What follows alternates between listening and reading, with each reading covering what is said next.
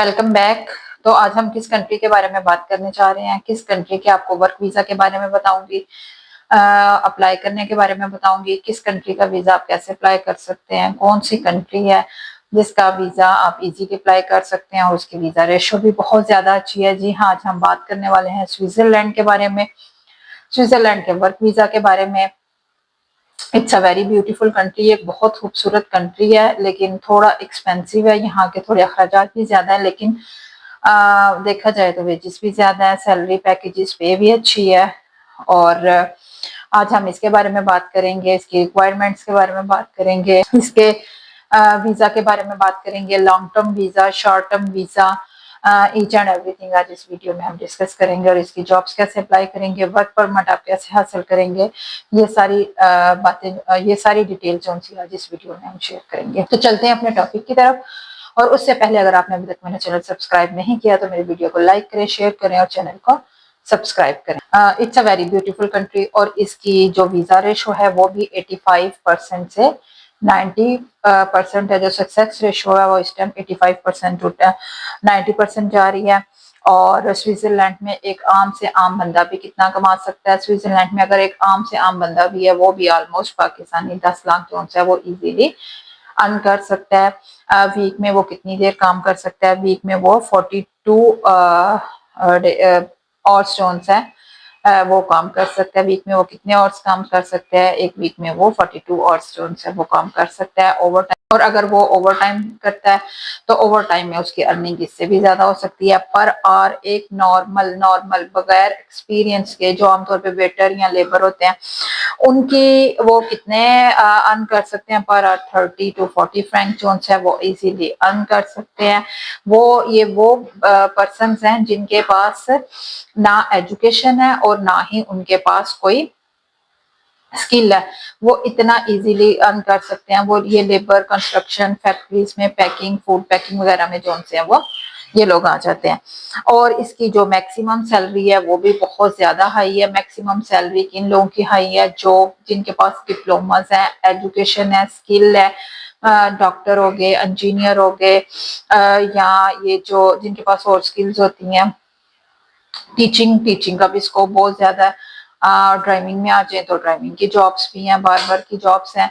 और इसके अलावा कारपेंटर की जॉब है, प्लम्बर की जॉब है, नर्सिंग की जॉब्स हैं, सॉफ्टवेयर इंजीनियर की जॉब्स हैं, डॉक्टर्स की जॉब है, आईटी से रिलेटेड, सिविल इंजीनियर, बेशुमार जो सी यहाँ पे जॉब्स हैं। कुक की है, शेफ की है। You can apply easily. अपनी एक अच्छी सी सीवी बनाए, कवर लेटर बनाए और आप अपनी जॉब को अप्लाई करें। डेली बेस पे करें, डेली बेस पे आप 5 to 10 जॉब्स अप्लाई करें। ऑलमोस्ट 2 से 3-4 मंथ्स भी अगर आपको लग जाए तो आप अप्लाई करते रहें, आपकी एप्लीकेशन एक्सेप्ट होगी। ये वर्क परमिट जोन से अगर आपको मिल जाए तो आप बहुत ज्यादा लकी हैं। इसका फिर इतना ज्यादा आगे से एक्सपेंस भी नहीं आएगा, इतने ज्यादा एक्सपेंसेस भी नहीं होंगे। आप बहुत ही कम पैसों में मूव कर सकते हैं। और अगर आप लैंग्वेज की बात करें तो लैंग्वेज, बेसिक लैंग्वेज ऑब्वियसली आपको आनी चाहिए। बेसिक लैंग्वेज जो सी है वो आपको आना जरूरी है। वो इसलिए कि जब आप वहां पे काम करेंगे, लोगों की बातों को समझने के लिए, जिसके साथ यहाँ आप काम कर रहे हैं उनको, उनकी बातों को समझने के लिए कम से कम आपको बेसिक लैंग्वेज जो सी है वो आनी चाहिए, वो मस्ट आनी चाहिए। बेसिक लैंग्वेज आपको आती होगी तो आप काम को समझ सकेंगे, बात को समझ सकेंगे। और इसके अलावा बहुत ज्यादा वेबसाइट्स हैं, ऑलमोस्ट 40 तक जो वेबसाइट्स हैं जिसपे आप स्विट्जरलैंड का वीजा जो है वो जाके अप्लाई कर सकते हैं।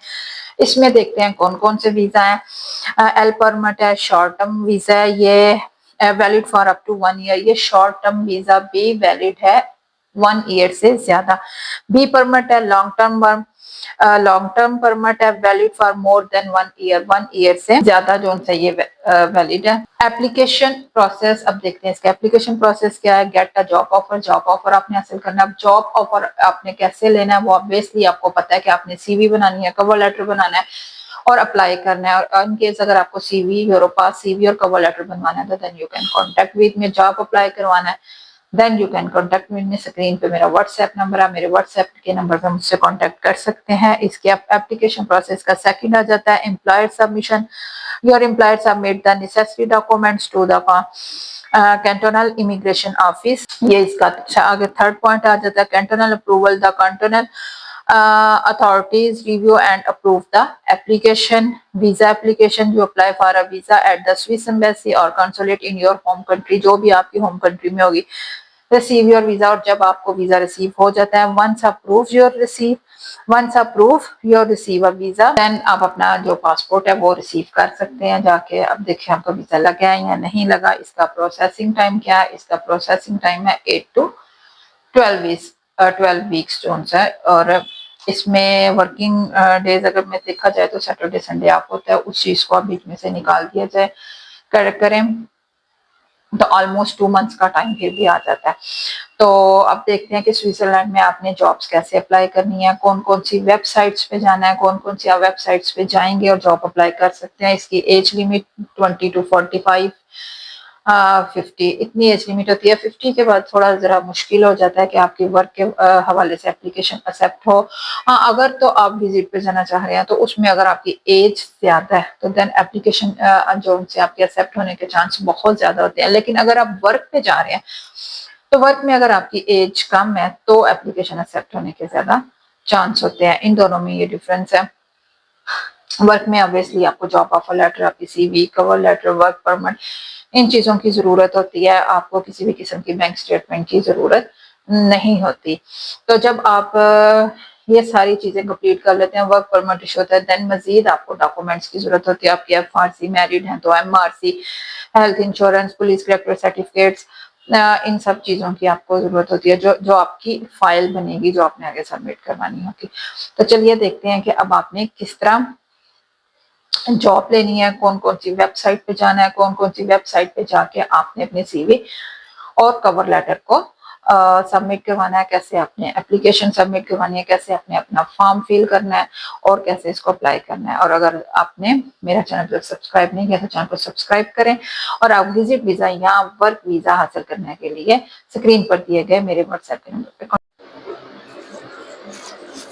सबसे पहले आपने देखें इस वेबसाइट में आज ठीक है, इस वेबसाइट पे आपने अकाउंट वगैरह अपना अकाउंट क्रिएट करना है. कौन बिल्डर है, लैंग्वेज सेलेक्ट करनी है, लैंग्वेज हमने सेलेक्ट कर लिया है इंग्लिश. लोकेशन कौन सी है, लोकेशन हमारे पास है स्विट्जरलैंड की. Job functional industry, type of contract, job nature, कौन सी जॉब आप करना चाह रहे हैं जो जिसमें आपका एक्सपीरियंस है, और वो सैलरी फिल्टर करनी है. सैलरी आपको होनी चाहिए, मिनिमम कितनी होनी चाहिए, ईयरली कितनी होनी चाहिए, मंथली, जो भी आप सेलेक्ट करना चाहें आप कर सकते हैं. इसके बाद यहाँ पे आके देखते हैं जॉब एग्जीक्यूटिव असिस्टेंट की जॉब है, मेल फीमेल दोनों के लिए 100% है, इसको आपने पढ़ना है. इसके बाद एग्जीक्यूटिव असिस्टेंट 3 मंथ्स है. इसके अलावा मेल फीमेल दोनों के लिए ये टेम्परेरी जॉब है.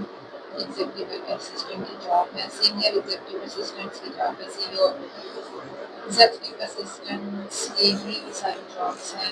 Speaker, executive assistant C level, executive assistant for senior direction, assistant direction, management assistant, यहाँ पर पर्सनल असिस्टेंट की जॉब्स है. जॉब है यहाँ पे आप देख सकते हैं पर्सनल असिस्टेंट की जॉब. पर्सनल असिस्टेंट ये फुल टाइम जॉब है. about the job description आपने पढ़ना है. the successful applicant, what kind of jobs are being, location, industry है, contract type है, permanent है, job reference, job function, apply पे click करें.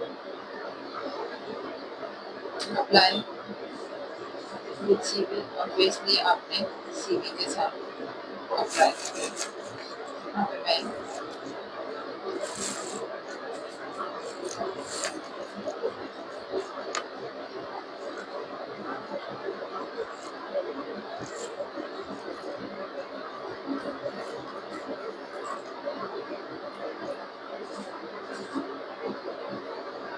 फर्स्ट नेम, जो फर्स्ट नेम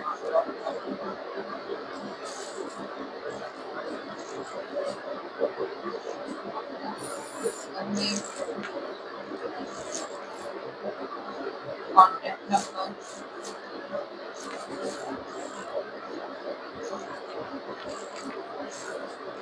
पोस्ट कोड जिस एरिया में आप रहते हैं, what city of Georgia?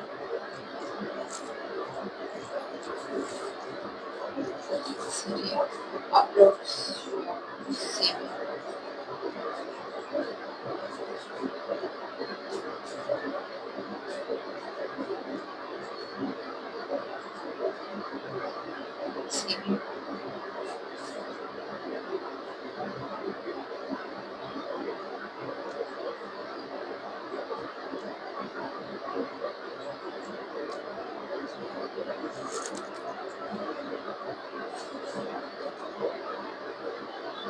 Then